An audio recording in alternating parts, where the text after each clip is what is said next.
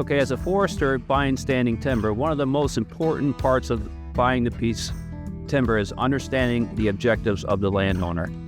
In doing that, you want to sit down and talk to the owner of the property to find out what the history of the property is. See if it's been logged before, if so, how long ago. And typically we do this anytime before we actually go into the woods. So there's no bias.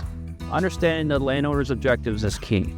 We want to leave a property in the good condition that it is, and also according to what they want to see done with the property, whether it's forest management, wildlife improvements, or whatever it may be.